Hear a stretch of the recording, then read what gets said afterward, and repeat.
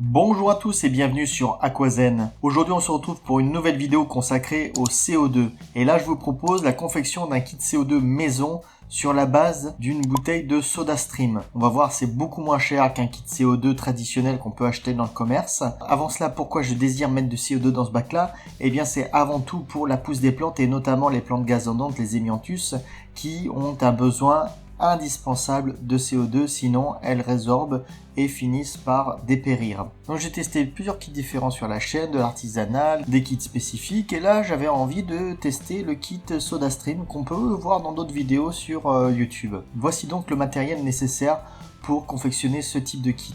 Sachant que l'investissement de base va être d'environ 70-80 €. Et après, ce qui est surtout très intéressant, c'est le prix de la recharge de la bouteille de CO2 par rapport à une bouteille de CO2 traditionnelle type Dennerlé, JBL ou d'autres marques. Alors la bouteille de CO2 SodaStream, elle a une contenance de 425 grammes, alors que les bouteilles de CO2 traditionnelles aquarium font 500 grammes, donc la différence est plutôt minime, sauf que celle-ci coûte entre 9 et 11 € la recharge, au lieu de 20 à 30 € pour les bouteilles spécifiques aquarium.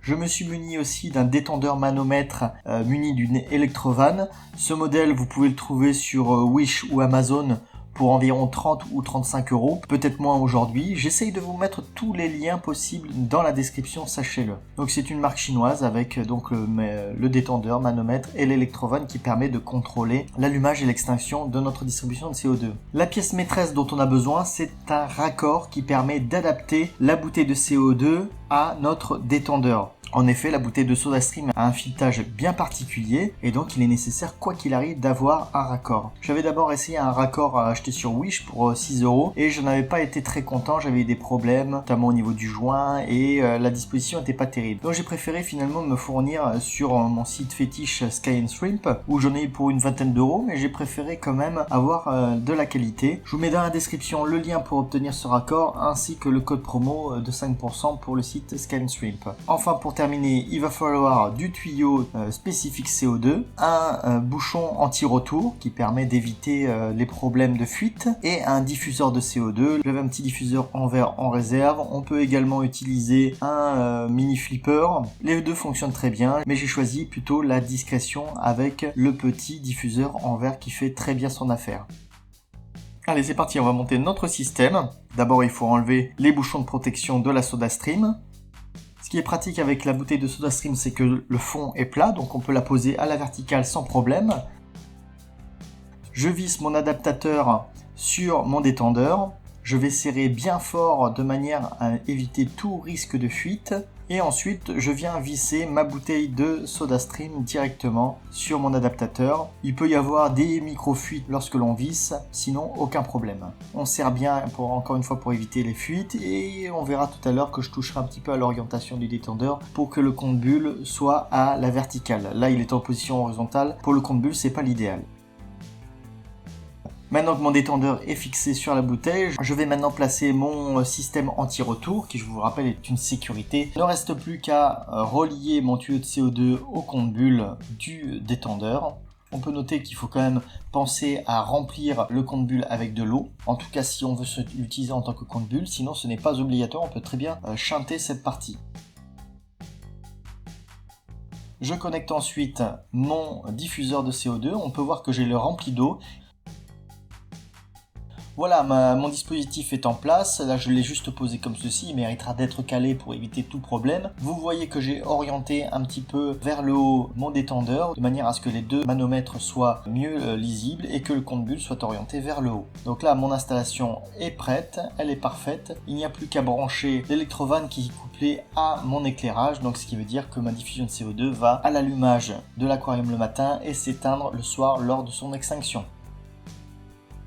Concernant le diffuseur CO2, pour peu qu'on l'ait rempli d'eau, eh bien il permet d'avoir un visuel sur le nombre de bulles et on peut ainsi ajuster notre débit. On a ainsi un compte-bulle au niveau de la bouteille et un compte-bulle au niveau de l'aquarium, ce qui permet d'avoir un visuel en temps réel pour connaître notre débit de CO2.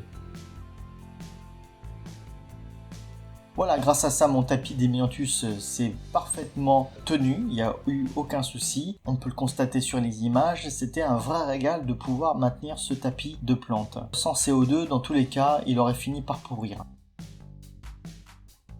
Ce qui est cool, c'est que les autres plantes ont pu en profiter également. J'ai pu voir par-ci par-là des plantes qui commençaient à buller, qui commençaient à faire des nouvelles feuilles, des feuilles plus grosses, des feuilles plus vertes. Donc ça, c'est vachement sympa. Mes Aminubia ont recommencé à faire des fleurs, ce qui n'était pas arrivé depuis un moment. Donc le CO2 a vraiment des vertus assez intéressantes. Alors je vous avais dit tout à l'heure que j'avais changé, que j'avais pris un adaptateur sur le site Sky & Stream parce que l'adaptateur de chez Wish ne m'avait pas convenu, et notamment au niveau du joint. Mais j'ai eu également le même type de problème avec le joint présent sur l'adaptateur de chez Sky & Stream.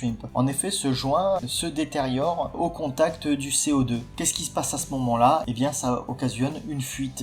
Et si vous n'êtes pas présent au moment où arrive la fuite, votre bouteille va entièrement se vider. Il suffit juste, je pense, de changer ce joint à chaque fois qu'on change de bouteille pour éviter tout problème. Le seul ennui, c'est que je n'arrive pas encore à trouver de référence pour trouver des joints au détail. Alors si vous avez des bons plans, si vous connaissez la référence, n'hésitez pas à le mettre dans les commentaires pour pouvoir continuer l'administration de CO2 à l'aide de ce système. Voilà aujourd'hui mon aquarium. Alors vous allez me dire, oh, le tapis de plantes n'est plus là. En effet, je l'ai retiré, j'en ai peut-être parlé sur les réseaux sociaux, etc. Je l'ai retiré pas à cause d'un problème de CO2, bien au contraire. C'est juste que mes Acara bleus électriques s'en sont chargés et ont commencé à me le dévaster. Ils aiment bien tirer sur les plantes, s'accrocher, et donc du coup, sur le tapis, ça n'a fait que le décoller. Donc au bout d'un moment, ça ne ressemblait plus à rien, donc j'ai décidé de le retirer. Ceci étant dit, j'ai continué l'administration de CO2 et on peut voir que les plantes ont bien profité. Les plantes rouges ont bien profité et ont grimpé jusqu'à la surface. Donc pour ça, c'est un régal. Qui plus est, c'est un kit CO2 qui est pas cher. Je vous dis 9 à 11 € la recharge en supermarché. C'est vraiment très avantageux au niveau tarifaire. Seul problème qui me reste à corriger, je vous dis, c'est ce petit joint que j'aimerais racheter. Donc si vous avez des liens, n'hésitez pas à le mettre dans les commentaires, ça me sera utile à moi et certainement à beaucoup d'autres d'entre vous. Si vous avez des retours justement par rapport à ce kit CO2, n'hésitez pas à le mettre dans les commentaires. Est-ce que vous avez rencontré les mêmes problèmes que moi? Est-ce que c'était efficace? Est-ce que c'est rentable sur la durée, sur la longueur? N'hésitez pas. Voilà, donc cette vidéo s'achève, j'espère qu'elle vous aura plu. Si c'est le cas, n'hésitez pas à mettre un pouce bleu, à vous abonner à la chaîne. Je vous dis à la prochaine, ciao! Et n'oubliez pas en attendant, restez zen!